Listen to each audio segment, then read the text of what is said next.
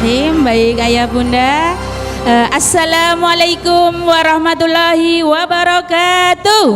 Waalaikumsalam warahmatullahi wabarakatuh. Oke, Ustazah ulangi nggih. Biasanya kalau anak-anak menjawabnya pelan, belum kompak, diulangi ya. Assalamualaikum warahmatullahi wabarakatuh. Waalaikumsalam warahmatullahi wabarakatuh. Alhamdulillah ayah bunda dan hadirin yang dirahmati Allah. Tadi Ustazah Nisa sudah mengabsen, tapi kayaknya tadi baru Ustazah yang semangat menjawab. Coba sekali lagi, mana adik KB? Sambil angkat tangan ya, coba mana kelompok KB? Berapa ya yang datang ya, coba mana TKA? Sudah bertambah. Mana TKB? Wah, Masya Allah, keren semuanya. Mana ayah bunda? Mana semangatnya? Ini semangatku. Oh, Masya Allah. Bagaimana kabarnya ayah bunda hari ini? Alhamdulillah. Kalau anak-anak, alhamdulillah, luar biasa. Badan sehat, pikiran cerdas. Yes, yes, Allahu Akbar. Gitu nggih ayah bunda. Coba bagaimana kabar ayah bunda pada pagi hari ini? Alhamdulillah, luar biasa. Badan sehat, pikiran cerdas. Yes, yes, Allahu Akbar. Masya Allah, alhamdulillah. Ayah bunda, perkenalkan saya Ustazah Aning. Insya Allah nanti akan memandu acara pada pagi hari ini. Ayah bunda sudah siap untuk menimba ilmu pada pagi hari ini? Lebih semangat. Sudah siap ayah bunda? Siap. Coba kita menimba ilmu itu ibaratkan gelas-gelas kita itu kita kosongkan dulu ya. Kalau gelasnya sudah penuh, nanti diisi lagi tidak muat. Coba kita lupakan sejenak nggih ayah bunda, kerjaan-kerjaan kita di rumah, mungkin ada apa. Alhamdulillah panjenengan semua ini sudah dipilih oleh Allah untuk hadir di sini menimba ilmu dengan narasumber kita yang luar biasa. Ya, tadi sudah disampaikan narasumber kita Ibu Dr. Sumarti M. Thohir MPD. Sebelumnya saya akan membacakan CV beliau.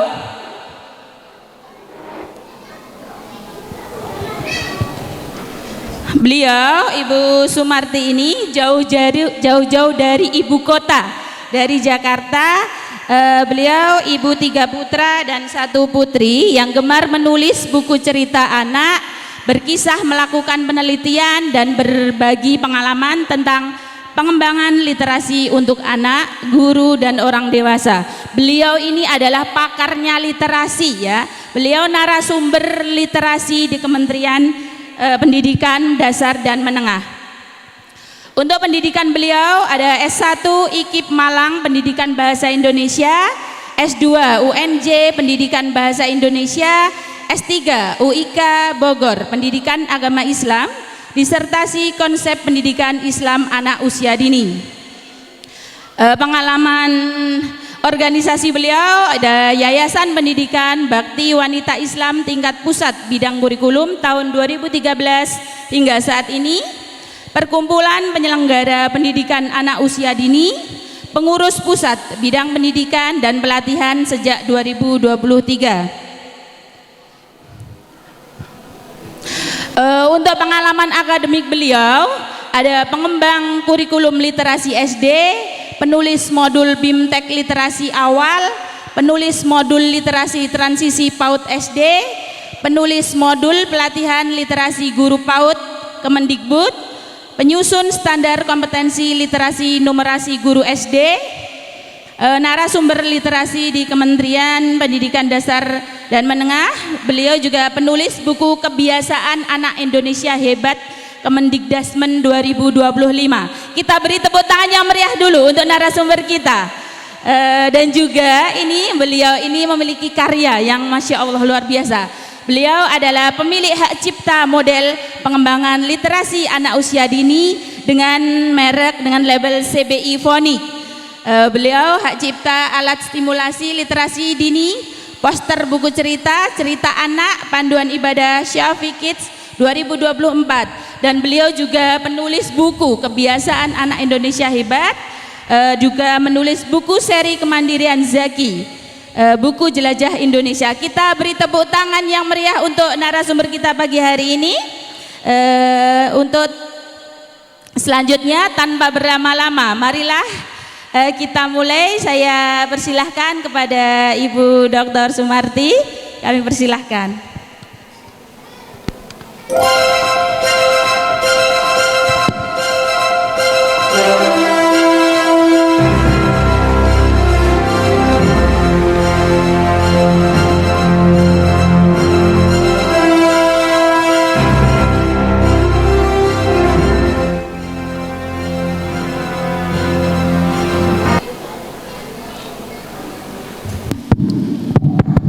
Ya, baik Bapak dan Ibu semuanya. Bismillahirrahmanirrahim. Assalamualaikum warahmatullahi wabarakatuh.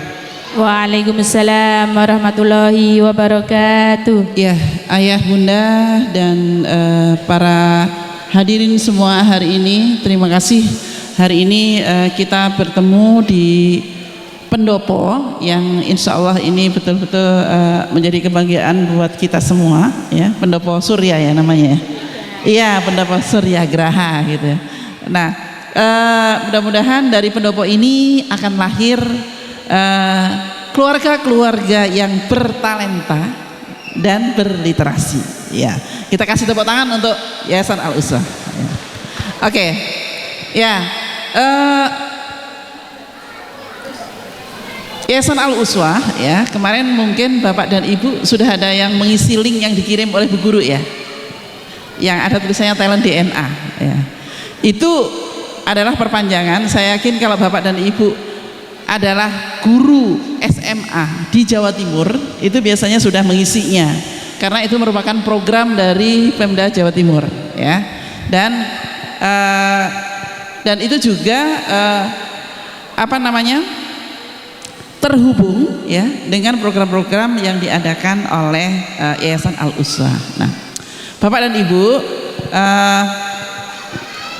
kemarin ketika Ustazah Yuni menyampaikan ke saya tentang apa yang sebenarnya akan dilakukan di Al-Uswah, terutama yang berkaitan dengan literasi, dan kita semua sebenarnya kalau yang bergerak di bidang pendidikan, kita tahu gitu ya, bahwa mengajarkan kebiasaan membaca pada waktu kecil itu tidak mudah, ya kan? Nah, ternyata dari hasil penelitian kami itu ya, itu bukan karena anaknya nggak bisa baca dari kecil, tapi karena ada pemahaman yang mulai bergeser, terutama pada orang tua ya.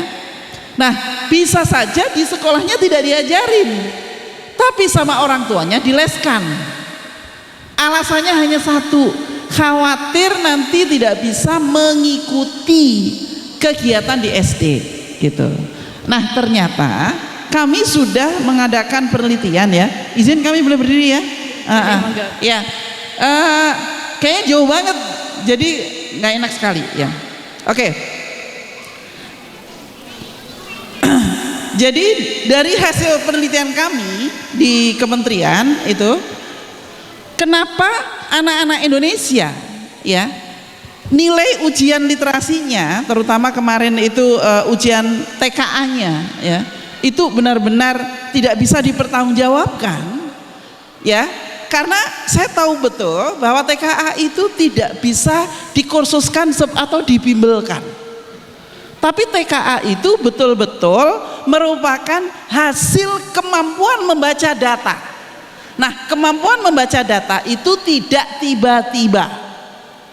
Nah, yang kami lakukan dari tahun 2022, akhirnya kami mengadakan riset di 5 provinsi, dan ternyata ada patahan jembatan antara di PAUD dan di SD. Di PAUD anaknya banyak dipaksa untuk membaca. Karena saking dipaksanya, orang tuanya pun juga mengkursuskan. Karena itulah tadi mohon izin kalau di sini ada orang tua atau ada lembaga yang hadir yang serupa ya, yang saya sampaikan ini bukan urusan bisnis tapi urusan masa depan anak Indonesia ya. Jadi mohon izin ya, jadi bukan berarti wah ibu mematikan bisnis saya, bukan itu. Tapi kita sekarang sedang melahirkan generasi yang bisa menjaga Indonesia, gitu loh. Nah sekarang kalau misalnya anak bisa baca pada waktu PAUD, tapi ketika di SD otaknya nggak bisa kuliah, itu nggak bisa bikin proposal. Ketika kita harus ngomong membuat argumen kalah dengan orang-orang lain, apakah itu yang kita mau dari anak-anak? Nah, saya mengetuk hati kepada para orang tua dan kepada para penyelenggara yang mengadakan tes calistung ya, untuk merewind apakah betul ini membantu orang tua. Apakah betul ini adalah bagian dari cara kita ya menyiapkan generasi? Sekarang mohon jujur saja, Bapak dan Ibu yang usianya sama dengan saya, 50 tahun ke atas, pasti bisa bacanya di SD. Betul apa salah? Tapi Bapak dan Ibu, saya doktor. Tapi sekarang anak-anak yang PAUD-nya udah bisa baca, bisa apa sekarang? Coba, tolong pikirkan dengan logika. Jangan bilang itu kan permintaan pasar. Emang pasar siapa yang membuat? Pasar adalah dari permintaan-permintaan kita. Kita lahir dari dunia pendidikan. Saya mengajak guru PAUD untuk tidak langsung mengajarkan ABCD di kelas itu dari tahun 2008 sampai sekarang masih belum tuntas. Bahkan di Al-Uswah saja belum semua kelas itu taat azas dengan yang diberikan yayasan. Maaf Bu Yuni, harus saya buka di sini. Ya, karena apa? Ini forumnya orang tua agar menjadi kemauan bersama. Karena bisa saja dari yayasan, dari pihak itu bagus, tapi di lapangan guru-guru tidak sesuai dengan ini.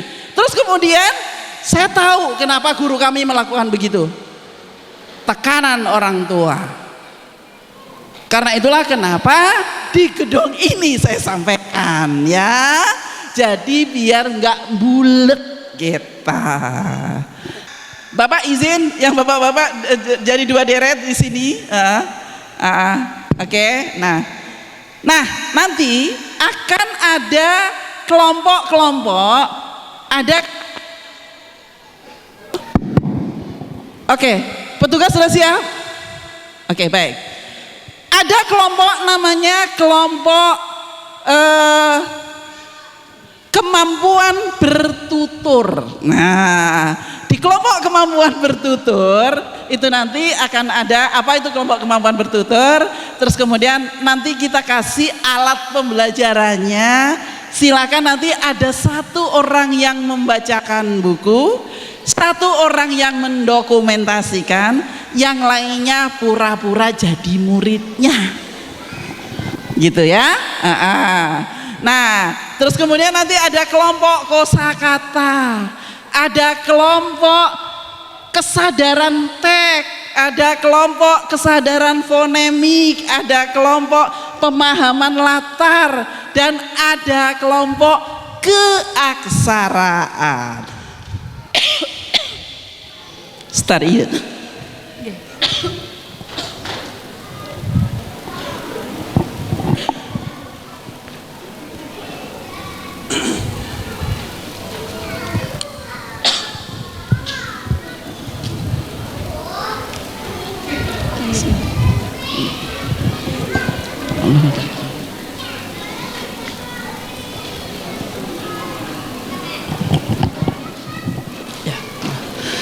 Nah, oke. Dari kelompok-kelompok itu nanti didampingi oleh satu guru dan setelah itu nanti baru kita kasih penguatan ya. Biar kita bisa merasakan dan dari hasil kegiatan tadi itu biar bisa dilakukan juga di rumah. Gitu ya, Bapak dan Ibu. Ada kelompok, oke, Ustadzah Nindra dan Ustadzah Mar. Selanjutnya kesadaran teks, kesadaran cetak, Ustadzah Widi dan Ustadzah Wahyu. Keaksaraan Ustadzah Yulis dan satunya Ustadzah Rosma. Ini parahnya dapatnya apa ini? Keaksaraan. Oh, keaksaraan. Ya, oke. Sudah berhadapan-hadapan semua ya Bunda? Jadi berapa kelompok ini? 1, 2, 3, 4, 5, 6, 7, 8, 9, 10, 11. Ada 11 Bunda. Masya Allah luar biasa ya. Oh enggak, ada kelompok yang jadi dokumentasi. ada yang dokumentasi, ada yang Silakan. Ya. Kegiatannya pertama adalah membacakan buku, yang kedua adalah melakukan permainan sesuai dengan kegiatan tambahan yang ada di baki.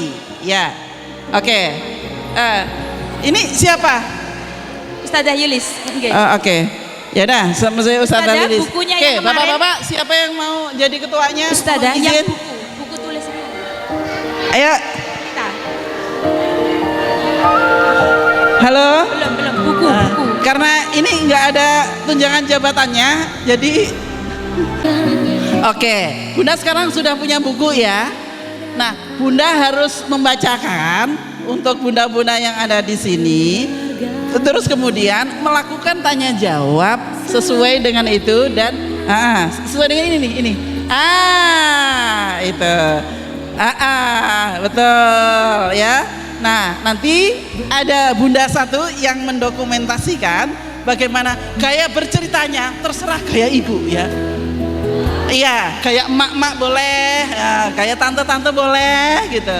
Yang jelas dari situ bagaimana ibu bisa menjadikan anak itu mau bercerita karena fokusnya di kemampuan bertutur ya. Caranya gimana? Oke? Nah, setelah selesai itu nanti Bunda kembali lagi menjadi peserta yang dokumentasi juga menjadi peserta. Bunda akan mengisi jurnal itu tuh. Semua bunda harus menggambar apa yang dirasakan saat membaca buku itu dengan krayon, terus selesai dikasihkan ke ustazah. Oke, siap? Iya, baik. Kali menulis jurnal, menggambar bagian mana yang paling berkesan di kegiatan ini dengan krayon. Setelah itu dikembalikan ke ustazah. Aman? Selamat bekerja. Nah, sekarang ke sini. Bu Ketua mana Bu Ketua? Ayah. Oke, Bunda, halo. Keaksaraan ya Bun? Udah tahu? Oke, baik. Bunda, keaksaraan ini berarti Bunda harus membacakan buku itu. Terus kemudian kan menghubungkan huruf dengan bunyi. Misalnya kan di situ ada huruf A, bunyi apa? W misalnya. Cari kata yang ada bunyi W-nya. Kayak gitu. Terus ibu juga bisa bilang gini, kalau wedang jahe ada bunyi W-nya tidak? Nah, terus kalau bude ada W-nya enggak? Gitu. Rumput ada W-nya enggak? Gitu ya. Dan seterusnya Bunda fokus huruf apa saja. Itu maksudnya keaksaraan. Betul? Sudah? Oke, itu dilakukan setelah membacakan buku. Ya, gaya membacakan bukunya disesuaikan dengan gaya Bunda. Boleh gaya apa aja. Yang penting ini anak Bunda nih segede ini, banyak ini ya. Oke ya, setelah selesai nanti Bunda semua harus menulis jurnal ini. Nah, terus kemudian nanti hal apa yang paling menarik setelah itu ditulis terus dikirimkan ke ustazah. Hah? Hah? Jurnalnya menggambar hal yang paling menarik di acara ini. Oke? Ya. Membacakan juga, membacakan buku cerita ini nanti panjenengan udah menjadi gurunya, ini mama yang lain jadi oh muridnya. Begitu. Ini selanjutnya lebih keras dari itu dunia kan menghakimimu. nah, Ya. nanti panjenengan juga menggambar mana Sudah membacakan buku? Sedang? ya. Udah menulis jurnal? Ini ya. Oke, Ini silakan. mama nanti juga menunjukkan ini. Sudah membacakan Tanda buku? apa, tanda apa nanti juga menjelaskan ke mama. Ustazah, halo. Halo. Oke. Kita fokus membacakan buku aja karena udah siap. iya. Itunya nggak usah gitu. tambahin. Ya, Oke, siap. membacakan buku aja. Itu nanti saya Berarti ini. membacakan buku, kesadaran teks nanti kata apa. Jadi, yang benar, halo, ke tim. mama-mama yang lain. Membacakan buku, membacakan refleksi buku, ya. terus jurnal Refleksi, selesai. menggambar, Ya kegiatan tambahan nanti di apa depan yang ya. Katakan ke anak-anak juga boleh, monggo, silahkan. Dengan gaya bahasa panjenengan, monggo ma, membacakan cerita. Membacakan, sudah dibacakan buku tadi? Sudah. Kau harus hebat, aku agak cemari dan ibumu penatnya. Di sini sudah membacakan cerita ya? Sudah membacakan cerita ya? Katanya nanti kata misalnya bola itu bola merah atau terserah monggo nanti gitu nggih. Jadi nanti mama juga merefleksi diri dari yang dibacakan ini apa yang mengena ngoten. Lupa Media yang bagian sosial. dokumentasi mendokumentasikan Yang boleh ya. nggih, Ma. Literasi Yang bagian dokumentasi Al-Uswah, literasi mendokumentasikan, Al-Uswah, ya. Dari awal. Karena ini momen yang luar biasa bagaimana guru, orang tua, Yang bagian ayah dan dokumentasi, bunda jangan lupa membacakan buku mendokumentasikan. kepada anaknya. Beratnya Hah? hidupku rasakan. Menggambar. Ingin Tadi sudah dibacakan bertemu Apa? Poinnya apa? katanya. Tolong Dari murid satu yang menjadi dokumentasi sinten tadi. Jangan lupa didokumentasikan nggih.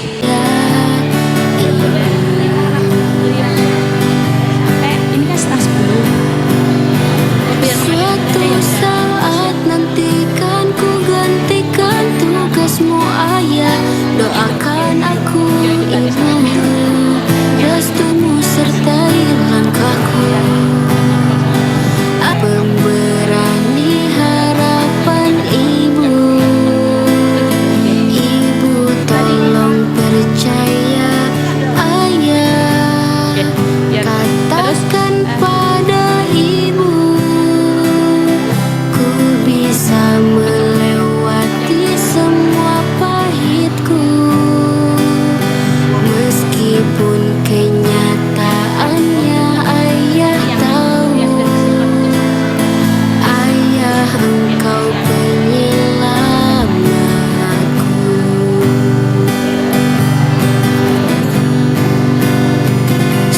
Dipahami oleh anak-anak.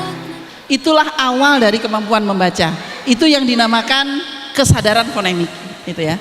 Nah, jadi Bapak dan Ibu, kalau anaknya langsung diajarkan A, B, C, D, terus A, baba, caba, cada, anak memang cepat bisa baca. Tapi dia tidak punya proses analisa, sedangkan dalam jangka panjang ketika kita membaca, kita perlu ada proses analisa. Karena itulah tadi ketika saya kasih gambar, dia akan ada tadi yang bilang sungai, terus kemudian ada yang bilang apa tadi? Telaga belakangan, kolam renang, ya. Karena di situ ada yang berenang dan ada ada airnya, gitu. Nah, Kenapa ada yang bilang kolam renang, kok tidak langsung telaga? Karena mindset dia, pengalaman dia yang dilihat, itulah yang dinamakan kesadaran tek. Yang dia lihat, kalau orang menggunakan ban, itu artinya dia sedang di kolam renang. Itu. Nah, jadi apa yang dilihat anak, semakin kaya yang dilihat anak, itu akan mampir ke core memori anak-anak yang akan disimpan di situ, language. Itu. Maka Bapak dan Ibu, silahkan ajak anak-anak sebanyak-banyaknya keluar ruangan, tapi tolong jangan dibiarkan. Misalnya anaknya kalau main di lapangan, ibunya atau bapaknya tiktokan atau di ngonten, bukan itu. Yang diperlukan anak-anak adalah ini loh namanya bunga cemara. Tahu nggak nak, cemara ini usianya sudah 50 tahun. Lebih tua cemara ini daripada ibu gitu. Nah, dia akan berpikir, waduh, dia berdiri terus di sini selama 50 tahun. Bayangkan betapa baiknya cemara itu. Dia hanya berdiri, tidak pergi kemana-mana.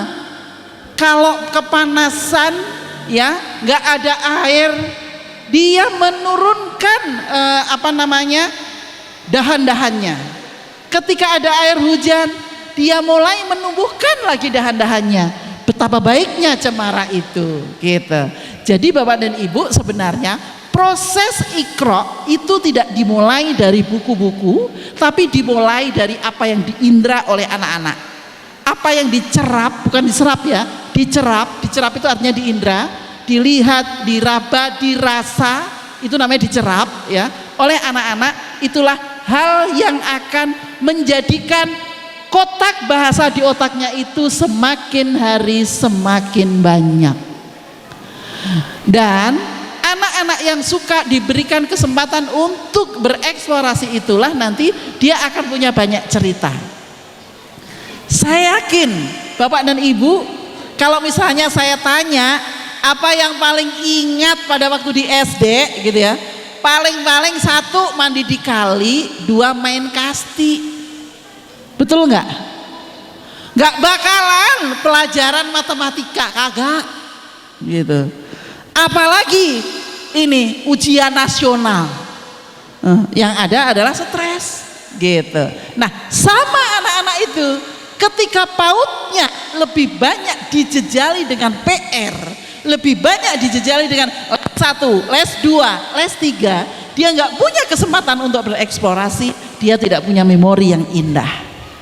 Itulah yang kemarin beberapa anak nih off the record tapi ngomong gitu ya, di UI itu ada satu area yang memang itu tempat bunuh diri anak-anak UI, itu ada ya di belakang UI itu.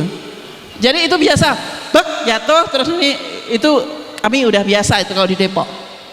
Dan yang rata-rata itu bukan orang bodoh yang bunuh diri. Kemarin terakhir, tapi itu sempat di-up kepada media, itu ada salah satu mahasiswa kedokteran ya yang tinggal ujian akhir ya, itu menghabisi dirinya ya. Kenapa? Karena dia tidak punya cara untuk berimajinasi.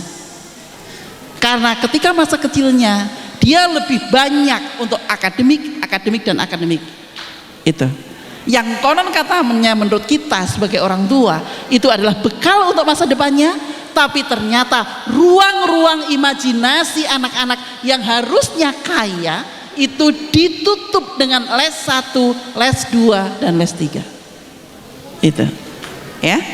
Nah, jadi language reading, body awareness itu artinya anaknya jalan-jalan. Makanya setelah dibacakan buku, anaknya diajak nyanyi.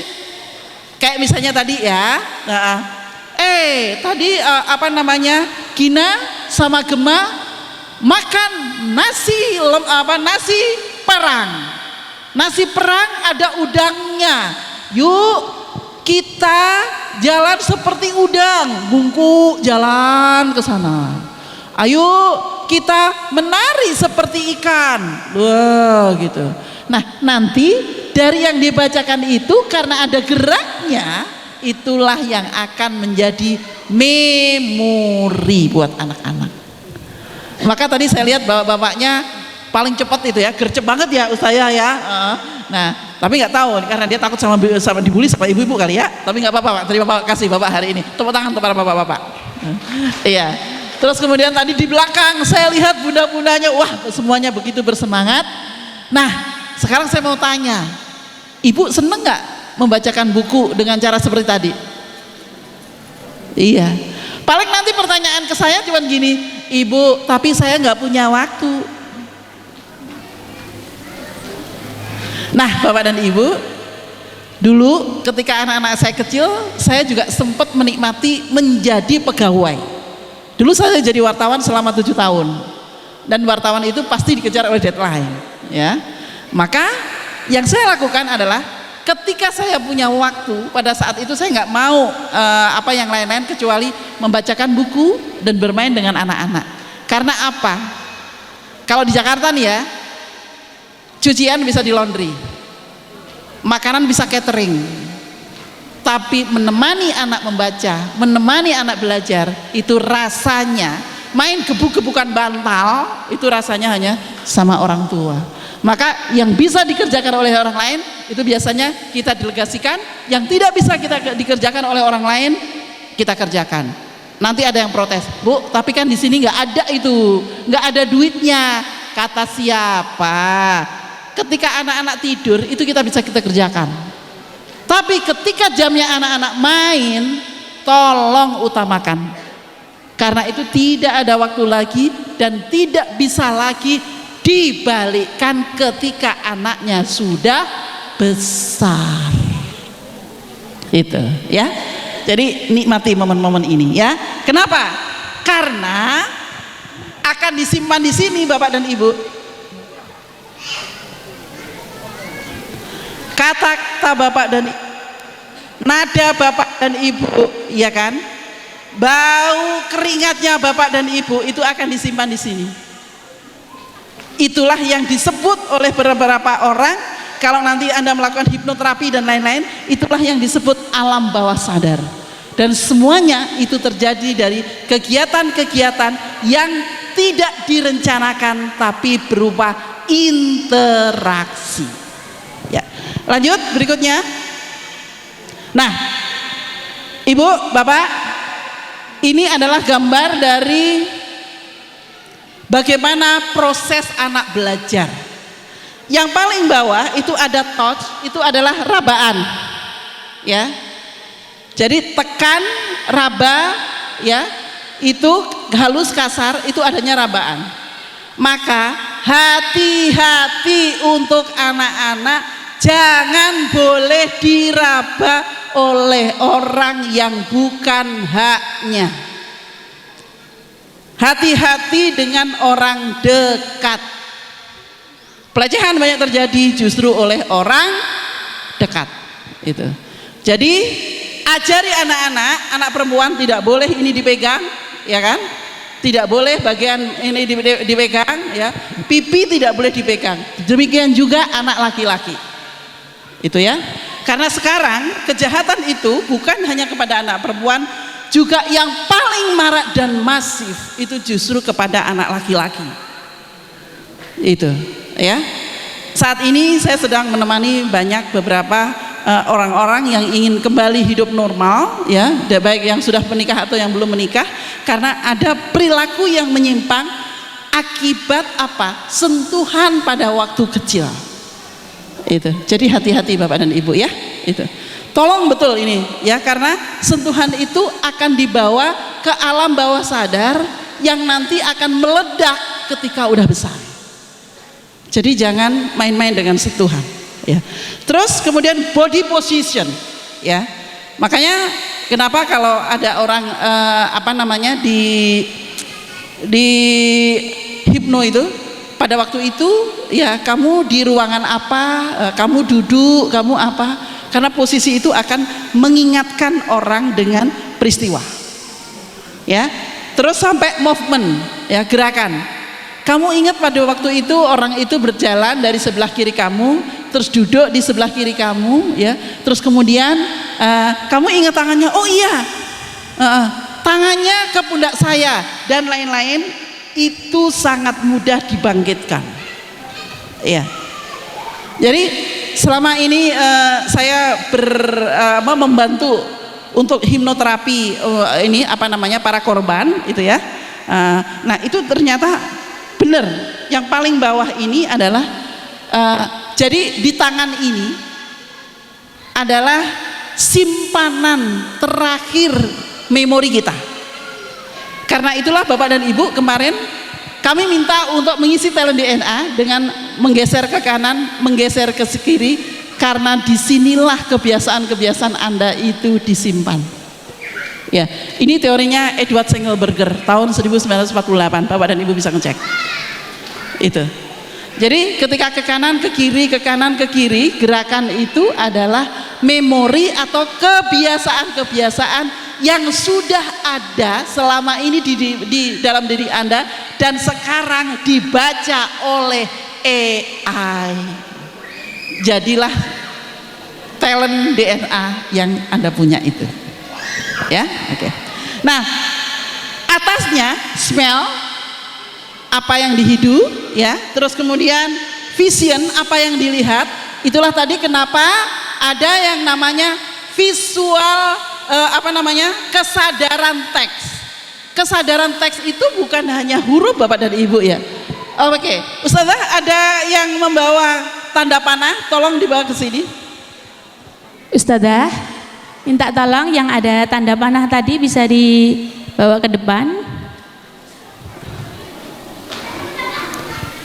Ya, sambil menunggu Ustazah. Nah, itu vision ya.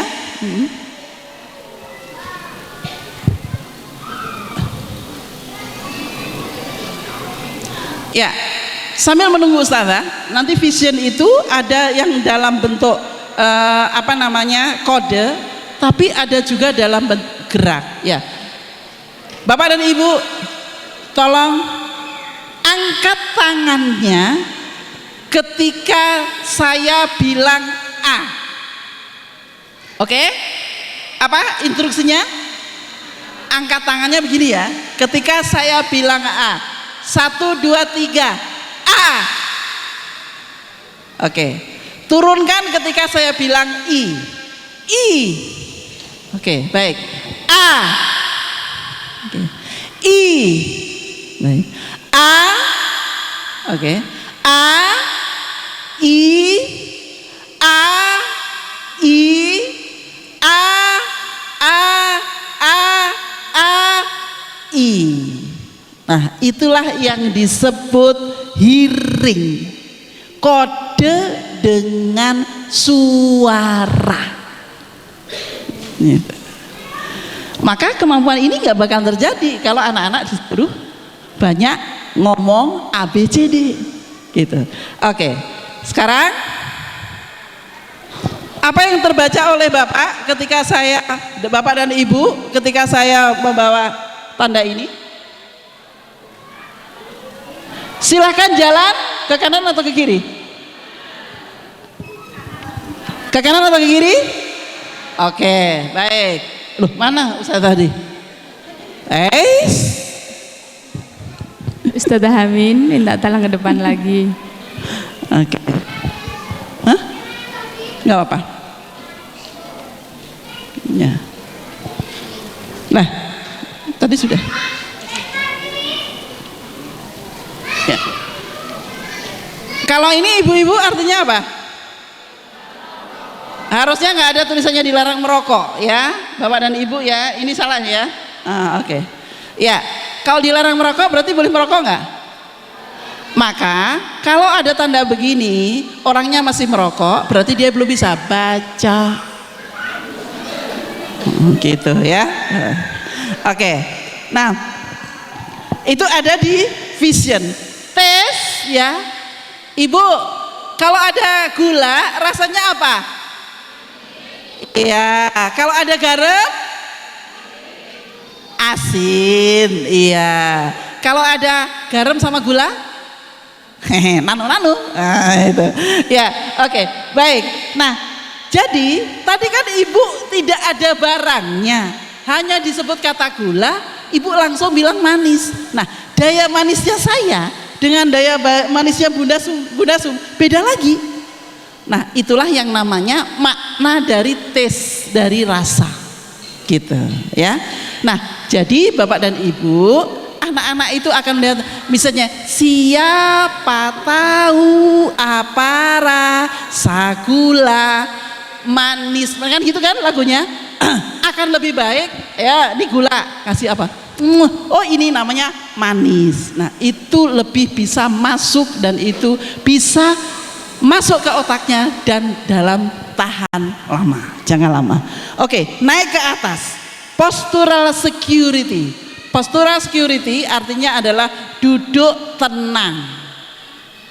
Maka anak-anak yang duduk tenang akan mudah menerima bahasa lisan dan mudah menerima informasi. Sampingnya lagi awareness to body of sight atau apa? Bahwa setiap badan ada kanan, ada kiri, ada kanan, ada kiri. Karena itulah Bapak dan Ibu, anak-anak seharusnya sebelum usia 8 tahun harus diajarkan berenang. Kenapa? Karena untuk keseimbangan kanan dan keseimbangan kiri yang nantinya akan menebalkan ya, di otak itu ada jembatannya ya, dari otak itu set kayak gitu. Itu yang namanya mielin itu. Nah, itu akan terjadi kalau gerakan kanan dan gerakan kiri sering dilakukan. Itu ya. Maka di sini saya rasa banyak tempat untuk berenang gitu ya. Kalau anak Magetan tuh kalau nggak bisa berenang kayaknya kakak Aci gitu ya, harus bisa berenang ya. Nah, terus motor planning. Motor planning itu artinya adalah kemampuan anak menahan untuk tidak jatuh ketika berjalan ya. Karena itulah ini mungkin kalau Bapak dan Ibu punya ilmu sensori integrasi, ini yang kami sampaikan itu adalah bagian dari sensori integrasi, tapi yang kita gunakan untuk pembelajaran bahasa. Dan ini juga sedang kami latihkan ke guru-guru kami di Al-Uswah, dan nanti kegiatannya semuanya akan diintegrasikan dengan kegiatan kehidupan sehari-hari. Nah, berikutnya atasnya body scheme. Nah, ini Bapak dan Ibu, maaf saya tidak body shaming, tapi body scheme itu berkaitan dengan apakah anak kegendutan atau terlalu kurus. Kenapa? Karena kalau anak kegendutan itu geraknya akan susah. Ketika geraknya akan susah, dia akan terganggu secara emosi, mudah marah. Hanya ada dua. Selain mudah marah adalah cuek. Itu ya. Terus atau terlalu kurus. Kalau terlalu kurus itu cranky. Cranky itu apa? Dikit-dikit komentar, dikit-dikit komentar. Nah itu. Nah, sehingga apa? Anak-anak itu yang perlu untuk body scheme ini adalah nutrisinya. Maka kemarin saya sudah ngecek ke Al-Uswah ya, di SD Al-Uswah itu menerima MBG. Terus kemudian saya tanya kepada Ustadz Fatma, apakah kita diizinkan untuk memberikan masukan? Ternyata dapurnya Al-Uswah itu minta menunya ke Al-Uswah. Jadi tergantung Al-Uswah maunya apa. Nah, itu berkah banget. Di Jakarta, di tempat saya, itu terpaksa kami tolak. Karena apa? Lah, anaknya harus makanan sehat, nggak boleh food processor. Setiap hari dikasihkannya nugget, dikasihkannya sosis. Lah, kita tidak mau makanan yang seperti itu gitu. Nah, maka sekarang alhamdulillah lah ada MBG, tapi sekarang tolong di rumah-rumah meskipun serepot apapun Bapak dan Ibu, tolong anak-anak dikasihkannya real food ya, bukan prosesor food. Itu ya. Jadi kalau ada ayam, ya ayam dicincang langsung gitu ya. Terus kemudian telur gitu ya, bukan yang sudah di frozen gitu ya.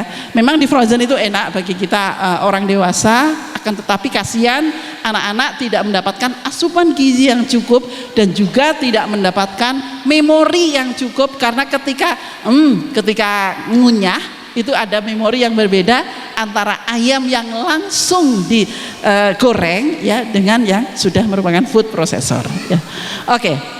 Nah, kesemuanya tadi ya, yang paling bawah itu namanya sensorik. Terus kemudian yang atasnya itu namanya adalah sensori motor. Jadi sensori motor itu apa? Ada sensor gerak, ada sensor gerak. Itu adalah postural security, body scheme, motor planning, dan awareness. Nah, untuk apa? Untuk yang di atasnya ada koordinasi mata dan tangan. Ketika saya makan misalnya, saya ambil ini anggur, saya makan, ini tangan, ini mata, ini mulut. Ini namanya koordinasi mata dan tangan, ya. Nah, ketika saya mengambil gelas, ya, mau minum, ini juga koordinasi mata dan tangan.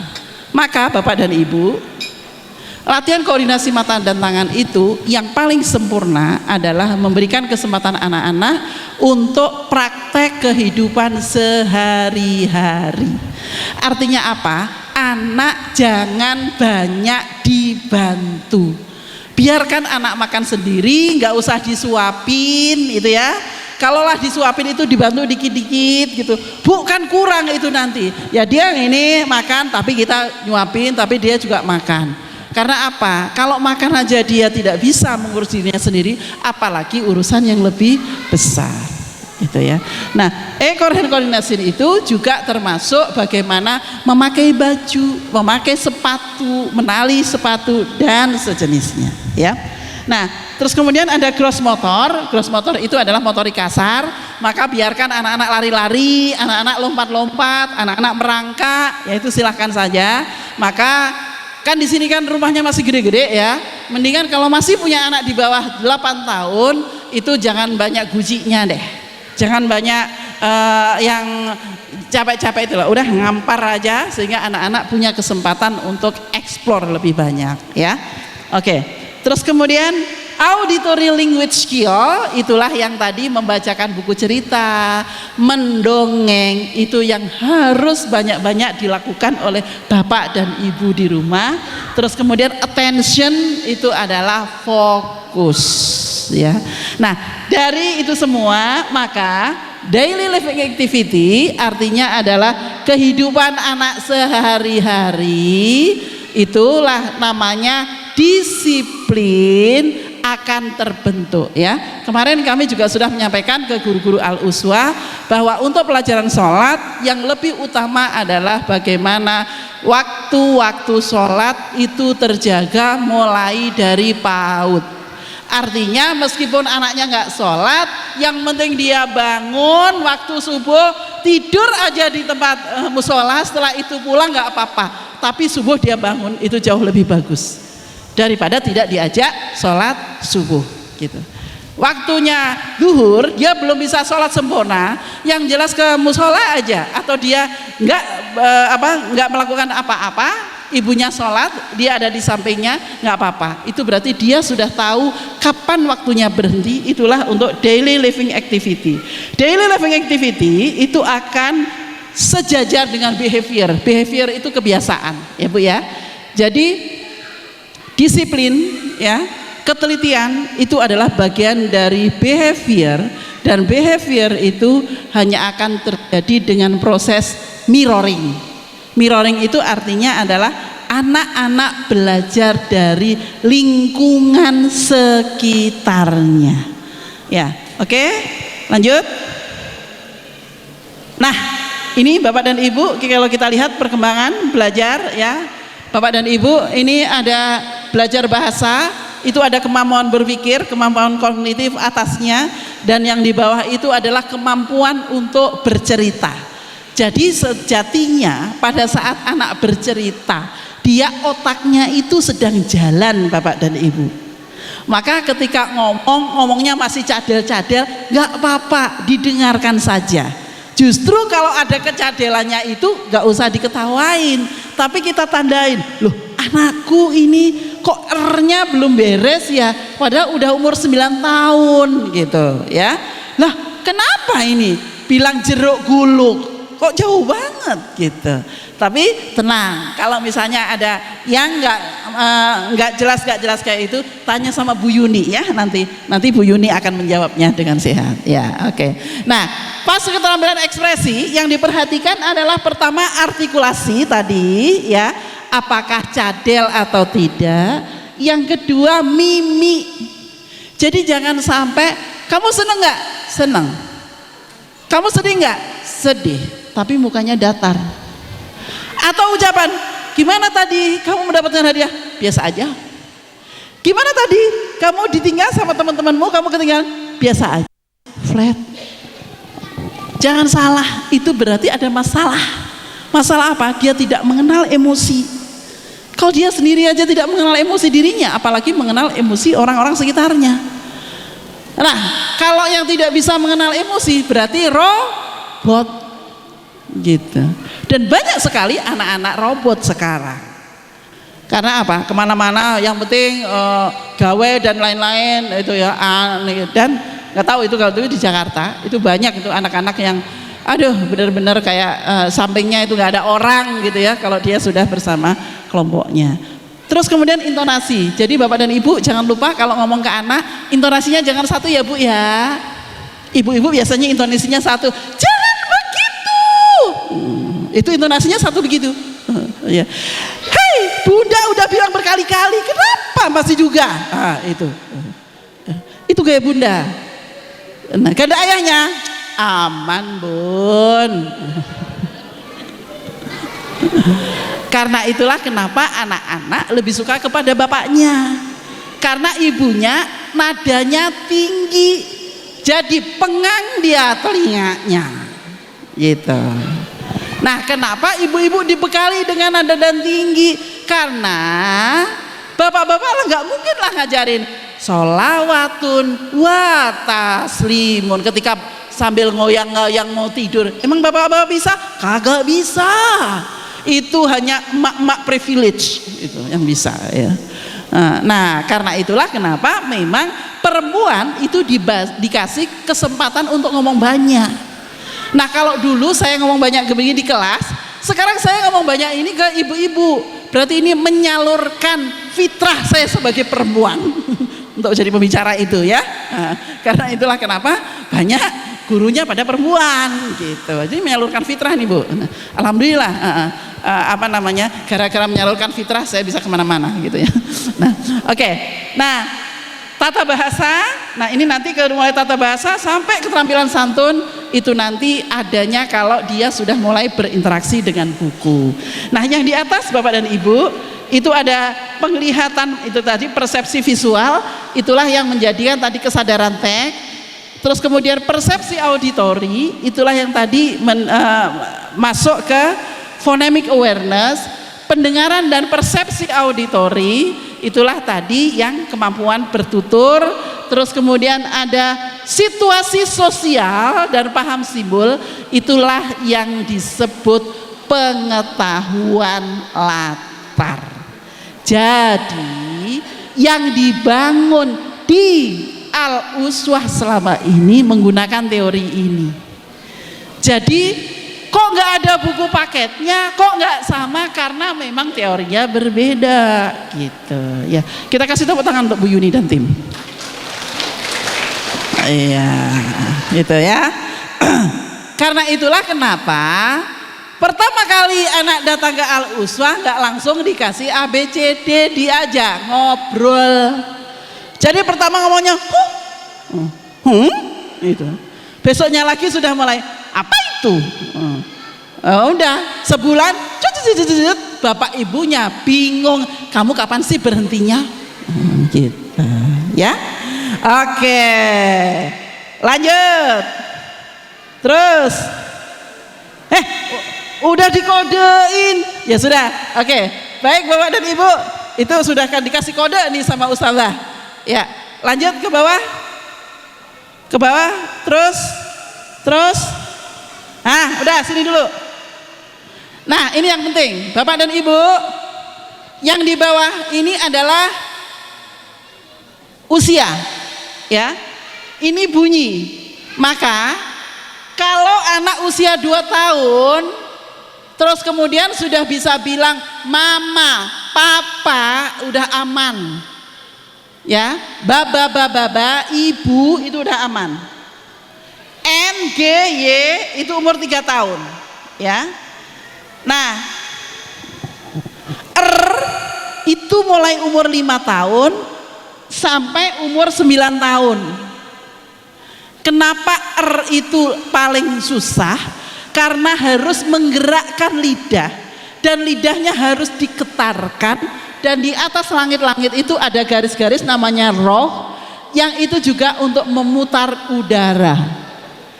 Maka kemarin saya sudah bilang kepada guru-guru, kalau kepada anak-anak, apalagi anak PAUD, huruf ro jangan dipaksakan, karena memang secara organ artikulasi belum matang. Maka kalau dia Bismillahirrahmanirrahim, nggak apa-apa, yang penting intonasinya cukup. Itu ya Bun. Jadi kalau umur 2 tahun tapi dia bisa mama papa meskipun belum ngoceh, itu bukan speech delay, tapi itu namanya language delay atau kemiskinan bahasa. Ada kemungkinan kenapa anak-anak itu nggak ngomong, karena memang tidak dikasih kesempatan oleh lingkungannya untuk ngomong. Misalnya mau makan belum ngomong udah ada makanan, ya kan? Terus kemudian kamu mau minum, kasih minum. Sehingga bagi dia, aku gak usah ngomong, semuanya udah tersedia di depannya. Itu satu. Yang kedua, bisa saja anaknya ditaruh di depan TV, terus nontonnya channel filmnya Sound the Sheep. Jadi cuma ngomong itu ya. Jadi belum tentu anak yang belum bisa bicara itu speech delay, belum tentu. Ya, kecuali memang secara organ ada masalah dan itu ada dokter yang menyampaikan. Maka kami menegakkan observasi ini kemarin di guru-guru, bahwa tidak semua anak yang belum ngomong itu speech delay, tapi bisa juga language delay, bisa juga poor language, kemiskinan bahasa. Maka ketika kemiskinan bahasa itu tidak bisa hanya di sekolah, maka orang tua juga bisa menstimulasi seperti tadi, membacakan buku, ngajak ngomong, ngajak jalan, itu agar kekayaan bahasanya meningkat. Karena itu kemarin kami sudah menyampaikan anak-anak di sekolah hanya 4 jam, ya, selama 20 jam itu ada di rumah. Jadi tolong ayah dan bunda itu untuk dibantu juga anak-anak mengayakan kosakatanya dengan aktivitas-aktivitas yang mudah, murah di rumah, tidak harus dileskan, itu ya. Ingat ya, tidak harus dileskan, tapi silahkan sediakan waktu ya untuk membacakan anak-anak ya. Oke, terima kasih, saya kembalikan kepada Ustazah. Ya, assalamualaikum warahmatullahi wabarakatuh. Waalaikumsalam warahmatullahi wabarakatuh. Masya Allah, terima kasih Bunda. Kita beri tepuk tangan yang meriah untuk pemateri kita. Baik ayah bunda, acara selanjutnya kita ada sesi sharing dan tanya jawab. Mungkin dari ayah bunda ada yang mau ditanyakan atau mau sharing, kami persilahkan. Assalamualaikum warahmatullahi wabarakatuh. Waalaikumsalam warahmatullahi wabarakatuh. Sebelumnya terima kasih Bunda sudah memberikan waktu kepada saya untuk menyampaikan pertanyaan. Pertanyaan yang pertama dari saya, berdasarkan pengalaman ya, ini anak saya itu karena nggak playgroup, jadi untuk adaptasi sekolah TKA itu agak sulit. Terus semester 1 itu saya fokusnya pokoknya dia mau sekolah gitu aja udah alhamdulillah. Tapi setelah dapat buku tentang buku membaca itu dia selalu dapat bintang 2 kan, terus diulang-ulang gitu, terus dia sampai rumah itu Bu bintang 2 lagi, Bu bintang 2 lagi. Ya nggak apa-apa gitu. Tapi dalam hati saya juga khawatir gitu. Nanti kalau nggak selesai gimana? Saya selalu neror ustazahnya. Ini nanti bisa naik TKB nggak ya? Nah, setelah semester 2, alhamdulillah dia itu sekolahnya sudah disiplin Bunda. Jadi bangun pagi udah jadi rutinitas mandi, langsung ganti baju, sarapan berangkat sekolah. Nah, yang akan saya tanyakan adalah di semester 2, baru semester 2 ini saya sounding ke anak bahwa Kak kan pengen dapat bintang 3, yuk setelah ke musola ba'da maghrib kita belajar membaca. Dan alhamdulillah Ustazah Rosma mohon izin Kak Asmi sekarang sudah sering dapat bintang 3 karena rutinitas membaca setiap ba'da maghrib. Seperti itu Bunda. Jadi bagaimana? Apakah boleh saya lanjutkan rutinitas itu atau stop dulu dan lanjut dengan buku ceritanya ketika dia belum masuk sekolah gitu. Itu pertanyaan pertama saya. Kemudian pertanyaan kedua, anak saya Asmi itu suka bercerita. Dan ceritanya itu mungkin tentang imajinasinya, tentang tenaga naga emas yang mengeluarkan api kayak gitu-gitu. Terus kemudian di sekolah tadi Bu ada temanku yang mau memukul temanku yang satu lagi misalnya gitu.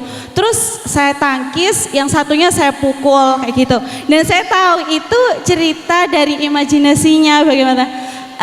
Saya kadang berpikir gini, kan itu seperti berbohong. Maksudnya menceritakan sesuatu yang fiktif kayak gitu. Haruskah kita meluruskan bahwa menceritakan yang sebenarnya terjadi atau nggak apa-apa karena itu imajinasi anak begitu. Terima kasih Bunda. Assalamualaikum warahmatullahi wabarakatuh. Waalaikumsalam warahmatullahi wabarakatuh. Terima kasih. Kita beri tepuk tangan dulu untuk Mama Mas Azmi. Langsung saja karena bertanya langsung nanti mendapatkan hadiah. Untuk satu lagi ya. Pertanyaan lagi monggo. Oh langsung di dekatnya. Monggo. Oke, assalamualaikum. Oh, yang dipilih yang di sini yang merah atau putih, Bunda? Yang kiri? Ya, sayap kiri dari monggo. Mam. Oh gitu ya. Silahkan monggo. Ya, assalamualaikum. Antusias semua, Bunda. Assalamualaikum warahmatullahi wabarakatuh. Terima kasih Bunda atas kesempatannya. Izin bertanya Bunda, pada usia ini sebelum tidur Ananda akan minta dibacakan buku dan itu setiap malam selalu. Beberapa buku Ananda berisi tentang anggota tubuh manusia yang digambarkan dengan versi cerita anak. Tapi Bunda, ada beberapa yang mungkin ingin saya tanyakan terkait pertanyaan Ananda. Contoh, Ibu, darah itu mengalirnya ke depan atau ke belakang? Saya jawabnya ke seluruh tubuh. Soalnya jantung memompa darah ke seluruh tubuh.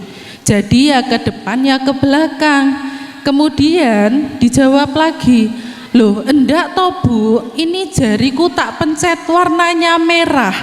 Jadi darah itu hanya di depan. Kemudian saya jawab lagi, kalau punggung adik luka warnanya merah enggak? Dijawab iya sih gitu. Nah kemudian pertanyaan kami, bagaimana cara orang tua menghadapi anak usia PAUD yang rasa ingin tahunya sangat tinggi dan terus bertanya, sementara orang tua terkadang merasa kewalahan atau habis jawaban. Kira-kira jawaban saya seperti di atas tadi itu sudah tepat atau belum? Terima kasih Bunda. Wassalamualaikum warahmatullahi wabarakatuh. Waalaikumsalam warahmatullahi wabarakatuh. Terima kasih. Lanjut satu lagi dulu nggih, pertanyaan dari saya. Oh dari ayah. Oh iya. Disiapkan ini ya. Mic-nya. Oh nggih Bunda. Yang dari sini monggo ayah. Bismillahirrahmanirrahim. Nggih. Ini. Adanya ini. Assalamualaikum warahmatullahi wabarakatuh. Waalaikumsalam. Terima kasih Bunda atas waktu untuk bertanya. Sekedar informasi saja, bahwasanya kalau setiap ikut parenting ini saya merasa menjadi orang tua yang kok nggak bener gitu, mesti salah gitu Bu ya. Padahal ini sudah anak yang keempat di PAUD itu, sudah anak yang keempat. Alhamdulillah saya 4 anak, istri 1. Begini Bunda yang saya tanyakan, yang pertama langsung saja, sebenarnya anak itu dikatakan normal untuk bisa membaca itu pada usia atau kelas berapa? Ini saya urutkan dengan anak saya. Anak saya yang nomor 3 itu sampai kelas 2 itu belum bisa baca. Maaf, ustadzahnya ya yang mengajar anak saya. Karena di kelas 2 itu sampai dikonsulkan ke psikolog, apakah anak saya ini memang jelek atau tidak bisa baca atau gimana. Tapi saya ya pede aja, anak saya ini tidak bisa baca karena tidak suka atau gimana, enggak, ini karena saya belum ngajari, gitu aja kalau ditanya, karena belum saya ajari, gitu aja. Karena fokus saya untuk PAUD, TK, kelas 1 itu ya bermain. Saya tidak pernah mentarget anak saya itu untuk bisa baca, itu tidak pernah ada. Sepenting sama dari kantor pulang, kalau waktunya sepak bola ya sepak bola sama anak, mau petak umpet ya petak umpet, padahal boyok itu udah tidak kuat ini. Ini sebuah cerita yang, tapi intinya adalah sebenarnya apa yang saya lakukan ini benar apa tidak, nanti tolong dijelaskan. Yang kedua, sebaiknya waktu, kalau orang tuanya sibuk itu bagaimana mengatur waktunya, gitu aja. Saya bukan merasa sibuk loh ya, kalau sibuk itu karena ya mungkin nyekrol TikTok gitu. Jadi saya mohon maaf, ini saya curhat aja, menyampaikan kesalahan saya sebagai orang tua yang gimana ya, tidak bisa menjadi orang tua yang baik. Dari keempat anak saya, 4 anak saya yang saya titipkan juga ke Ustadzah untuk membantu mendidik. Itu aja, saya ulangi, mohon terima kasih atas jawabannya. Terima kasih Ayah Mas Hanan. Selanjutnya dari sebelah sini. Wah, Masya Allah, langsung 5. Saya pilih 1 dulu nggih, monggo. Terima kasih. Yang saya mau tanyakan, tadi Ibu menjelaskan bahwa postur tubuh itu bisa mempengaruhi sifat anak, ya, misalkan anak yang gemuk bisa sifatnya cuek dan gampang marah, sedangkan yang terlalu kurus itu bisa suka protes. Mungkin bisa dijelaskan hubungan antara postur tubuh dan sifat. Terima kasih. Alhamdulillah, kita keep dulu 4 pertanyaan, ngaten nggih Bunda? Oh, semua langsung, Masya Allah, nggih. Dari sayap tengah ada? Yang sini juga, nggih, monggo, langsung saja di sebelah sini. Nggih. Oke, nanti di sini, monggo.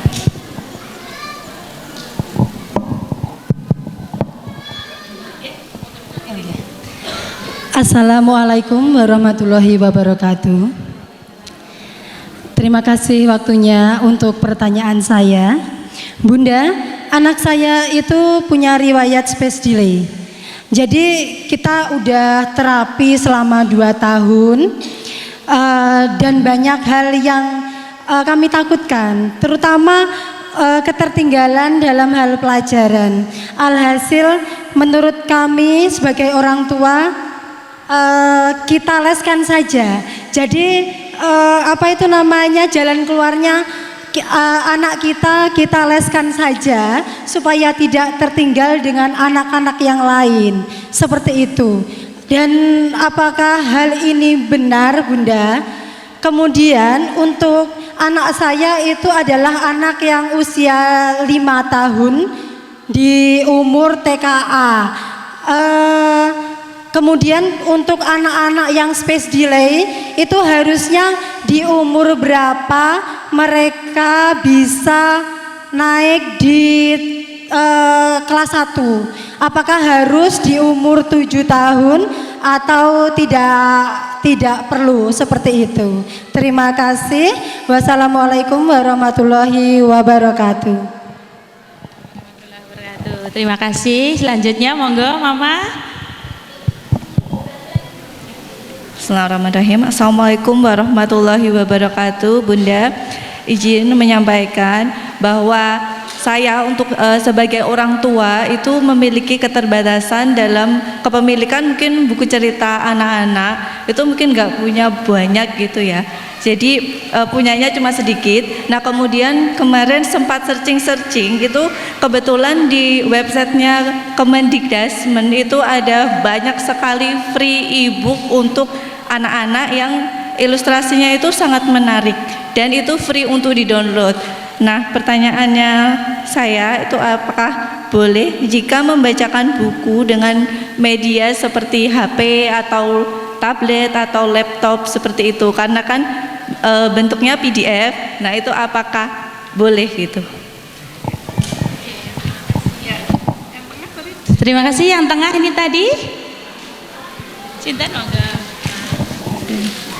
Assalamualaikum warahmatullahi wabarakatuh. Bunda, saya mau cerita, sebenarnya cerita dua anak saya ya Bunda. Yang pertama tuh kakaknya dulu kan sempat pas naik SD tuh pas bacanya tuh belum lancar. Nah pas yang kelas 1 semester 2 tuh jadi sama Ustazah tuh kayak dipisahkan gitu loh Us.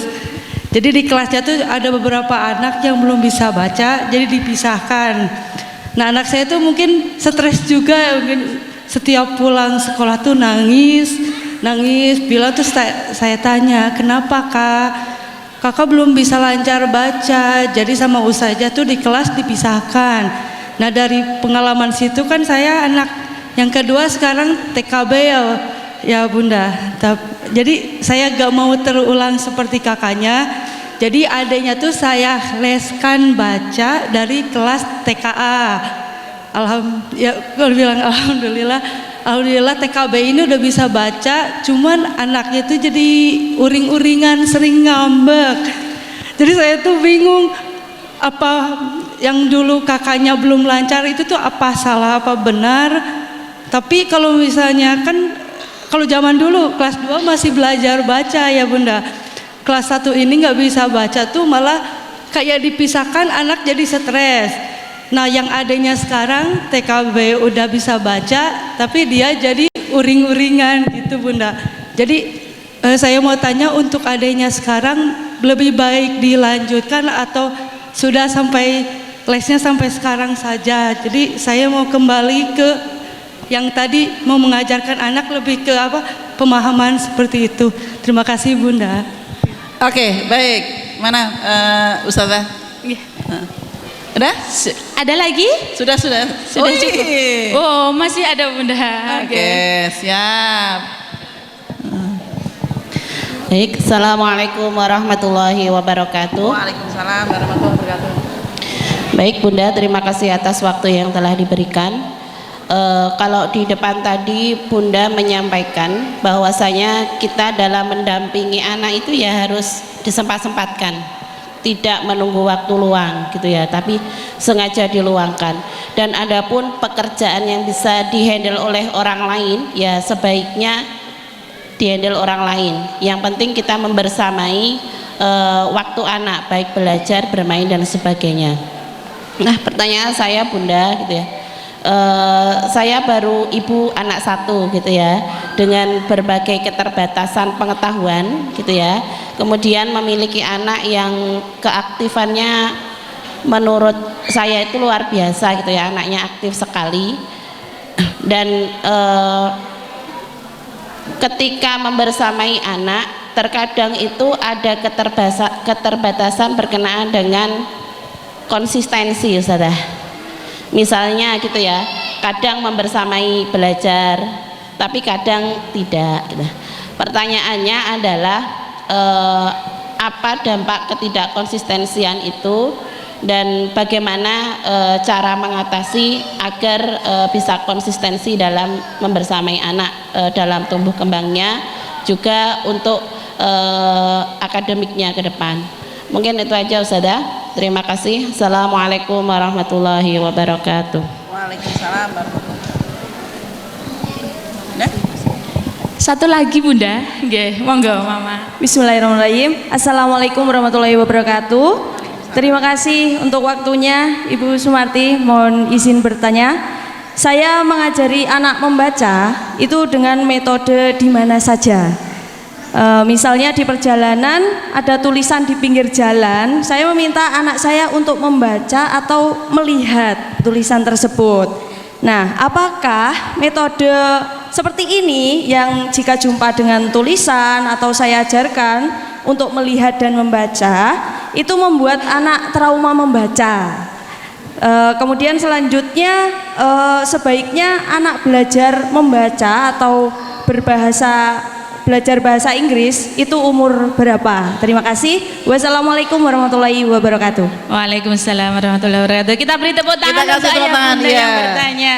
Ini panitia harris bertanggung jawab nih. Door prize-nya sebanyak 9. Wah, tepuk tangan dulu Ustazah, untuk orang siap tua. nggih 9. Nanti minta tolong disiapkan. Baik, Ayah dan Bunda.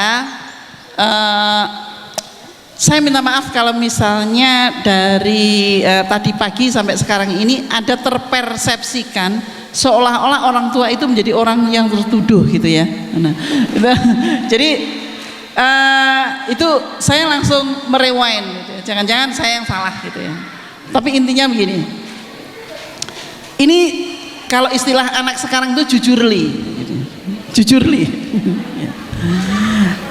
Putra kami yang pertama itu ADHD, itu ya. Alhamdulillah Bu, sekarang dia sudah lulus jadi sarjana psikologi dari Undip.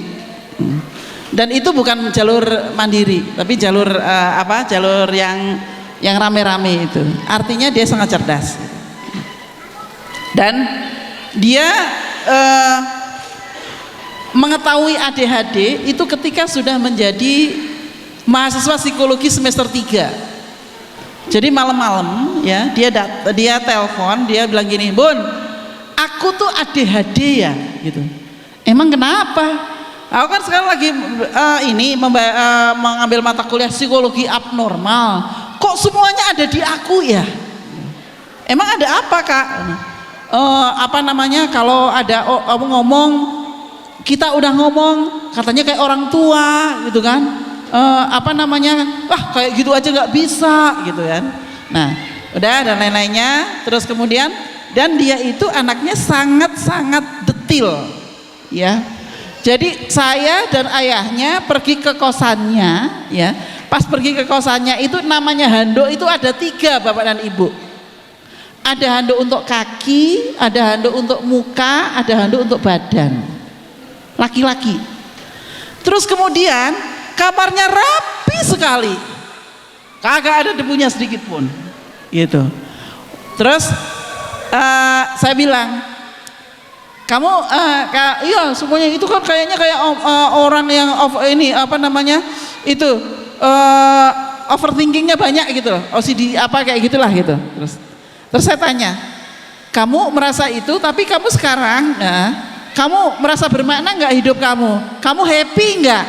"Iya sih, nggak apa-apa sih." "Ya sudah, apalah artinya label kamu ADHD, kamu label apa kalau kamu tidak bahagia? Kalau kamu bahagia, selesai urusan." Saya bilang gitu. Terus saya rewind ke belakang.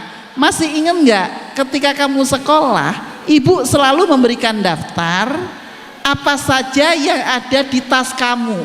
"Iya, masih ingat. Tempat pensil, tempat minum, itu. Terus kemudian handuk, baju ganti. Terus ibu selalu minta ke gurunya untuk ngecek tanda tangan gitu." Saya bilang, ya itu terjadi karena memang kamu dari kecil terdeteksi itu ADHD gitu. Artinya apa? Saya meyakini sebaik-baik yang tahu anak adalah orang tua, bukan psikolog, juga bukan guru.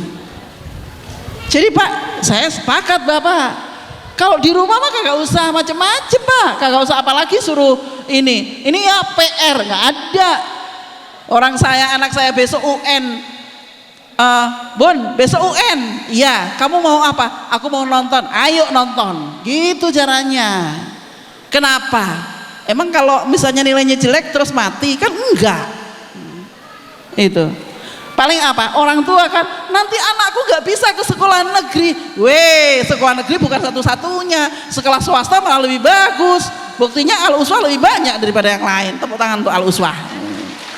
Gitu. Jadi yang penting itu bukan anaknya bisa ke negeri atau enggak, sebenarnya duitnya bapaknya dan ibunya itu punya apa kagak, itu loh. Iya, karena apa? Sekarang sekolah negeri dan sekolah swasta hampir sama. Bahkan sekolah swasta jauh lebih baik daripada sekolah negeri gitu. Nah, dan alhamdulillah Bapak dan Ibu itu ya, saya begini itu bukan karena apa-apa.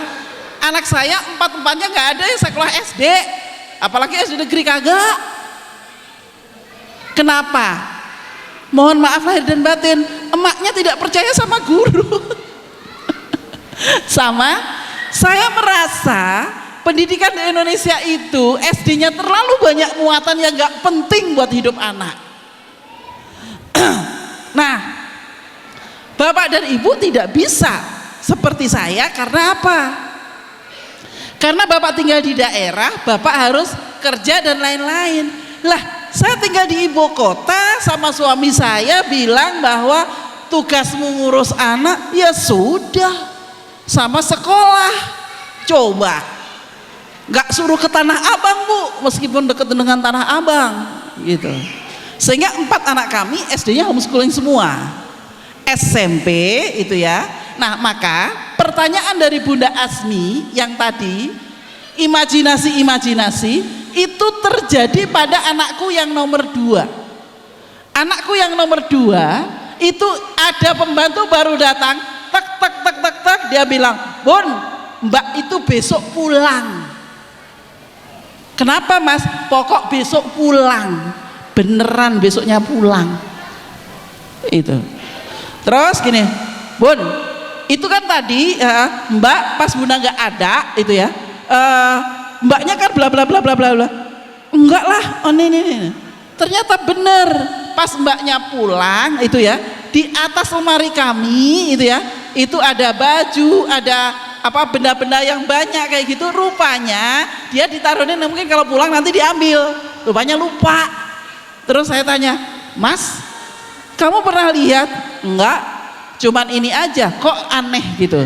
Ternyata Bapak dan Ibu ya, saya sampai bertanya sama teman-teman yang psikolog ya, anak-anak terutama usia sebelum 8 tahun imajinasinya itu memang belum bisa membedakan mana yang bohongan, mana yang intuisi, dan mana yang itu fakta. Karena itulah untuk 0 sampai 8 tahun marilah kita manfaatkan imajinasinya itu untuk akidahnya. Karena itulah Bapak dan Ibu, untuk anak sampai 0 sampai 8 tahun sebaiknya diberikan kisah-kisah Nabi yang berkaitan dengan mukjizat. Itu sangat mengena dan sangat powerful. Itu. Kita aja saya yakin kalau seusia kita ya, yang kita ingat kalau Nabi Musa pasti tongkat. Kalau Nabi Ibrahim pasti tidak dibakar api. Itu. Nah, jadi teman-teman semuanya, justru imajinasi sampai usia 8 tahun itu bermanfaat untuk menanamkan nilai. Karena itulah Bapak dan Ibu tolong dampingi anak-anak ketika menonton TV, ketika membaca buku, yang kalau malaikat selalu ada anak kecil perempuan nggak pakai baju, ada sayapnya. Nah itu visualisasi. Dan jangan kaget, tadi bisa ditayangkan lagi tadi yang rumah berpikir ya, yang rumah berpikir. Nah jadi hati-hati dengan visual anak-anak. Padahal Malaikat tidak seperti itu gitu ya. Terus buruk kan seolah-olah selama ini kayak semacam kuda, terus kemudian ada sayapnya. Ya iya, zaman itu yang paling kenceng kuda. Lah sekarang sudah ada pesawat yang sangat cepat, maka itu tidak lagi relevan. Padahal yang dikatakan di dalam Al-Quran bukan buruk, tapi kendaraan yang sangat cepat. Karena pada saat itu kendaraan yang sangat cepat adalah kuda, maka divisualisasikanlah kuda. Jadi Bapak dan Ibu, Bunda Asmi harus bersyukur dengan dia punya imajinasi. Tinggal sekarang imajinasinya tinggal dikasih imajinasi apa itu ya.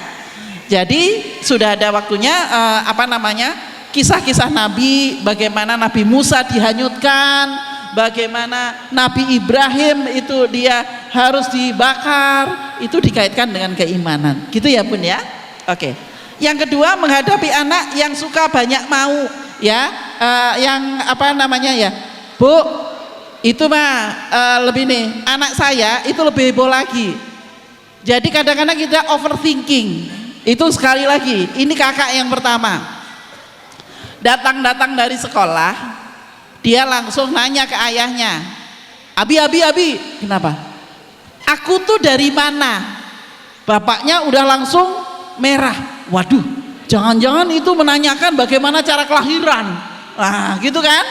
Wah, kita udah overthinking. Terus saya bilang, stop. Bapaknya tak suruh diam dulu. Kenapa nak? Gini loh Bun. Jadi si Vito itu ayahnya kan dari Tegal, ibunya dari Padang. Kalau aku dari mana? Jadi ternyata dari mana itu adalah asal usul orang tuanya. Nah dari situ saya bisa belajar. Kalau sama anak-anak itu dengerin dulu, terus konfirmatori, gitu ya. Jangan paniknya didahulukan. Nah, karena bilang begitu, gini loh Kak. Ibu dari Kediri, orang Jawa. Abi orang Sunda, dari Subang. Oh, jadi aku perkawinan antara Jawa sama Sunda. Iya, betul. Jadilah kamu gitu. Jadi dari mananya itu bukan asal dia lahirnya dari mana gitu ya. Nah, Bu, Pak, sekarang itu Bapak dan Ibu itu berada di masa yang paling mudah. AI-nya banyak. Saya sekarang kalau sama cucu saya gitu ya, Uti, katanya itu di otak itu katanya ada darahnya. Iya, saya langsung Gemini keluarkan video tentang peredaran darah. Klik, shot, ayo dek. Nah, kayak gini nih, AI Bu. Itu. Lah, itu handphonenya bagus-bagus tuh kan dipakai lah, gitu ya. Jadi kita banyak menggunakan AI ya. Nah, nggak apa-apa. Nah, terus kalau saya sekarang ini dengan adanya AI, itu saya bilang gini. Ketika kemarin anak-anak saya telan DNA semua, terus kemudian ini, Bun, cucu saya gitu, dia bilang gini, Uti, kok dia tahu banget dia sama kakak ya? Kenapa? Kan kakak kan memang mager, gitu. Apa sih ini Uti itu ngasih apa? Kok dia tahu banyak? Dia bilang gitu. Aku bilang itu AI kakak, itu AI. Saya bilang gitu. Nah sekarang Kak, AI itu kan buatan manusia. Itu bisa mendeteksi apa yang kita biasakan. Apalagi Allah dan malaikat gitu. Jadi sekarang ini kita mengajarkan keimanan itu tidak harus bersifat imajinatif. AI itu juga bisa digunakan untuk menguatkan keimanan gitu ya Bapak dan Ibu. Karena itulah meskipun udah nenek-nenek usianya 55 tahun tetap harus update gitu kan, biar gak kudet gitu ya.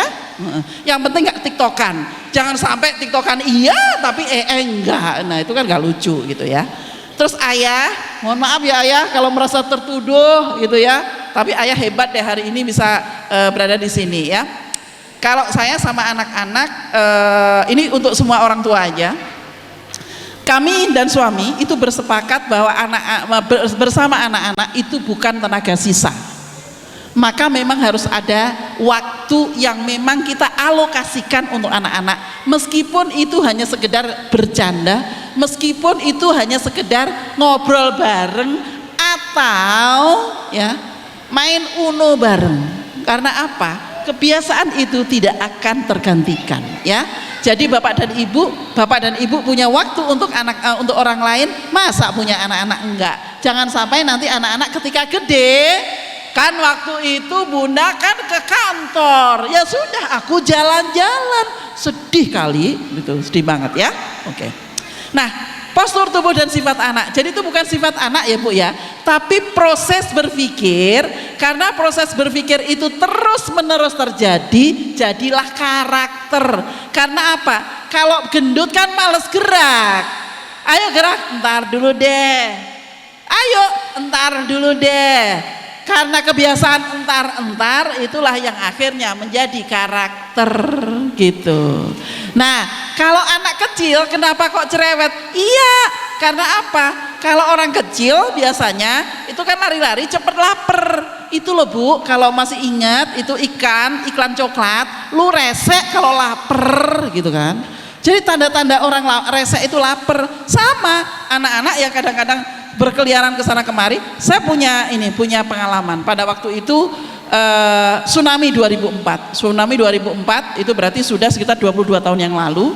Itu kami mengirimkan tenaga-tenaga ke Aceh. Itu ada satu anak yang kelas 6 belum bisa baca, Bapak dan Ibu. Terus kemudian dia bilang ke saya pada waktu itu, karena saya sedang melahirkan anak yang ketiga, saya tidak bisa ke Aceh. Maka tim saya di Aceh itu konsul, Bundo, ini ada anak kelas 6 belum bisa baca. Oke, coba kamu cek dia apa ini. Iya, dia nggak bisa duduk manis. Oke, terus apa lagi? Kulitnya Bun, itu ngiwir banget gitu loh, kayak nggak ada tenaga, nggak ada otot. Oke, ada lagi, apa lagi? Bla bla bla. Saya tidak minta ke tim saya untuk mengajarkan ABCD, tapi satu, tanyakan dia sarapan atau tidak. Ternyata dia nggak pernah sarapan. Oke, kalau begitu, kalau dia datang ke pos langsung kasih makan, gitu. Kasih makan sampai kenyang. Setelah itu ajak lari, ajak olahraga. Kagak ada ABCD. Tapi sambil lari-lari, aku suka apel, dan lain-lainnya itu. Akhirnya, kan setiap berapa pekan sekali itu kita cek ya. Karena dia udah kelas 6, kan dia udah punya banyak pengalaman itu ya. Dia udah bilang, Jakarta, bus. Pada waktu itu presidennya Pak Bambang Susilo Yudhoyono ya. Iya. SBY, udah langsung bisa baca. Jadi kadang-kadang anak belum bisa baca itu bukan karena nggak ngerti huruf, tapi memang suasananya tidak mendukung, gitu ya. Jadi postur tubuh tadi kaitannya dengan itu. Nah, terus sekarang tadi ada sampai usia berapa harus bisa baca ya, Ayah? Kalau menurut penelitian, anak itu ada istilahnya belajar membaca dan membaca untuk belajar. Belajar membaca itu ditolerir sampai usia 9 atau 12 tahun. Membaca untuk belajar itu dimulai dari 9 atau 12 tahun. Jadi membaca untuk belajar itu dia membaca, dari hasil bacaannya bisa digunakan untuk pengetahuan yang baru. Itu membaca untuk belajar. Kalau belajar membaca itu artinya adalah belajar memahami bacaan. Jadi aman ya. Oke. Yang penting, Ayah suka naik gunung? Saya sama suami setiap tahun harus ada agenda trekking sampai sekarang. Itu ya. Jadi trekking ya, kemarin ke Gunung Bromo. Iya. Ketahu tahun ini belum ada agenda, kayaknya mau ke daerah Sumatera untuk trekkingnya. Ya. Oke. Anak, postur sifat sudah. Yang kelima, dileskan saja atau dileskan saja, nggak usah lah Bun, kasihan. Daripada dileskan, duitnya dikasihkanlah ke ustazah-ustazah yang ada di Al-Uswah. Gitu aja. Ustazah Yuni, daripada dileskan, anak-anak yang belum bisa, foniknya ditambahin di setelah jam ngajar. Itu kelas stimulasi, daripada keluar malah kamu yang susah kan. Kemarin saya dicurcolin sama guru-guru di sekolah, sudah diajarin dengan fonik bagus-bagus, dikeluarkan lupa semua. Malah adakah bunyi A pada kata batu? Nggak ngerti. Ini pada kata hidup, adakah bunyi dan ada dupnya? Dup, dok, dok. Nggak ngerti. Kenapa? Karena semua di les-lesan itu pakai babi bu bebo cacicu cecu, sehingga dia nggak ngerti bunyi huruf itu ya. Jadi bun, kalau tadi dileskan itu bukan sesuatu yang sehat, mendingan dikasihkan ke stimulasi. Kalau enggak, minta saja program kepada Al-Uswah itu untuk tambahan, biarin tambahan lagi itu kerjaannya Bu Yuni ya. Jangan nangis Bu Yuni. Ya. Oke. Terus kemudian kepemilikan membaca buku. Iya Bu, buku saya juga banyak Bu di Kemendikbud. Nanti Ibu bisa scroll di Kemendikbud, Kemendikdasmen, iya. Judulnya Selamat Pagi Dina, sama ini selalu ada doa. Itu tulisan saya yang di Kemendikbud. Nah Bu, sebaiknya jangan di laptop, karena di laptop screen time-nya anak tambah gede, kagak ada dibacain buku di situ aja udah main HP, kenapa ditambahin lagi gitu ya. Sebaiknya di print lah itu, kagak mahal ini ya. Oke ya, tolonglah itu ya. Terus anak belum lancar membaca atau les baca, kagak usah, masukkanlah ke SD Al-Uswah. Belum bisa baca tetap diterima.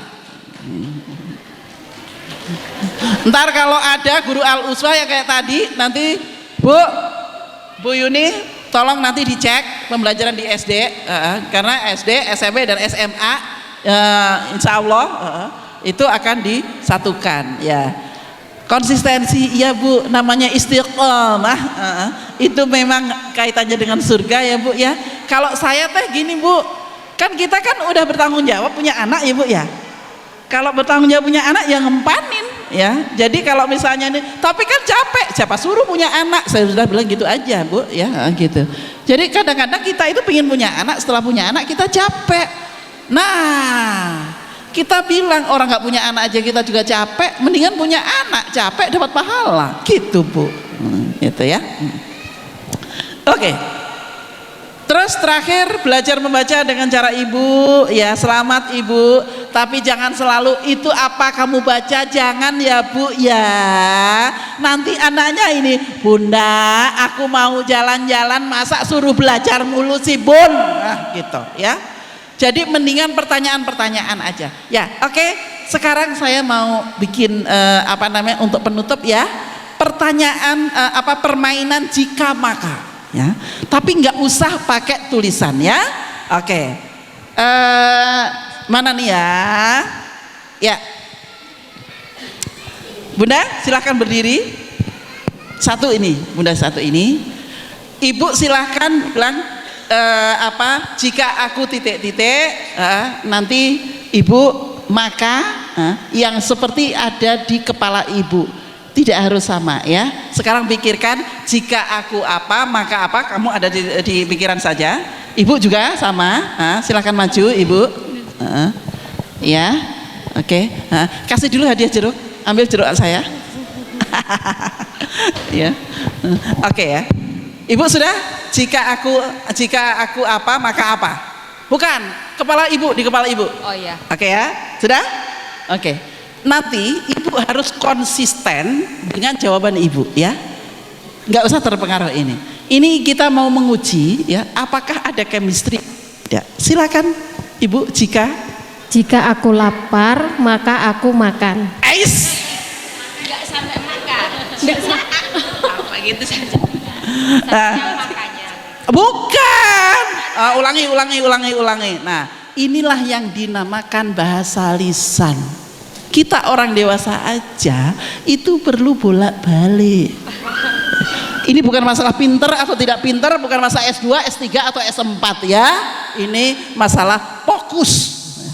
Ya, jadi Ibu pikirkan, jika aku maka apa, gitu ya. Udah pikiran aja. Tapi Ibu nanti yang disampaikan cuman sampai jika. Oke? Ibu juga punya jika aku apa maka apa. Ibu nanti yang sampaikan dari maka ke belakang. Betul? Ya, kita kasih support tangan dulu untuk Bapak dan Ibu. Ya, silakan ke audien. Sini Bapak dan Ibu. Ya. Oke. Ya, silakan Ibu jika aku haus, Ibu silakan yang ada di otak Ibu tadi apa? maka saya akan tidur. Ya, oke. Tepuk tangan dong. Oke. Jadi kalau haus tidur nggak apa-apa ya. Oke. Sekarang Ibu jikanya dia makanya. Silakan. Jika saya capek, maka saya makan. Oh gitu. Jadi kalau capek makan. Oke, tepuk tangan semuanya. Silakan duduk. Terima kasih semuanya. Assalamualaikum warahmatullahi wabarakatuh. terima kasih. Sampun Bunda. Dalam? Nggih, alhamdulillah sudah sampai jam 11. Baik Ayah Bunda, alhamdulillah untuk dalam? Nggih, bisa, monggo Bunda. Nggih. Alhamdulillah untuk acara parenting kita pada pagi hari ini. Sebelum saya tutup Ayah Bunda, guru yang terdokumentasi adalah buku. Jadi sesibuk apapun kita sebagai orang tua, monggo silahkan diluangkan waktunya, bukan hanya sisa-sisa waktu yang tersisa ya, itu untuk membersamai anak belajar. Fasilitasi anak-anak untuk bereksplorasi, tidak hanya fokus ke les dan calistung ya. Jadi kemampuan berbahasa itu tidak hanya membaca ya. Jadi kemampuan menyimak, kemampuan menyampaikan, kemampuan apa saja itu bisa distimulasi. Baiklah Ayah Bunda, sebelum saya tutup izinkan saya berpantun dulu nggih, nanti bisa dijawab cakep gitu nggih. Pergi ke pasar membeli semangka, tak lupa membeli pepaya. Terima kasih Ayah dan Bunda, semoga menjadi berkah ilmunya.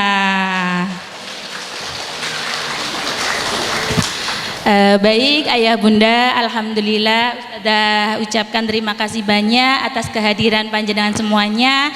Semoga ilmu yang didapat pada hari ini bisa dipraktikkan, diaplikasikan ke anak-anak kita gitu nggih.